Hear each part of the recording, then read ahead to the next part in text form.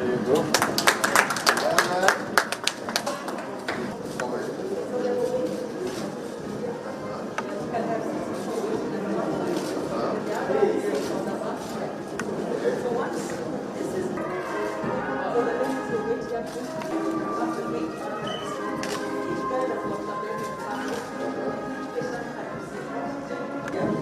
resuscitation happens here. And once your resuscitation is stabilized, then you take you up to the general ward. Okay, so this is the first resuscitation. So we're going to take it up to the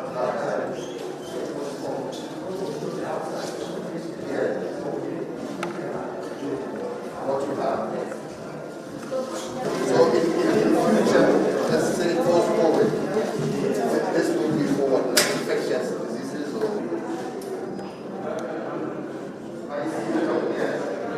But we wanted you to see that one specifically. So in this unit, you have everything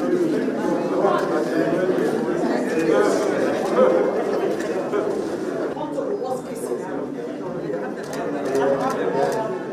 so you can have all that. Worst case scenario, this can include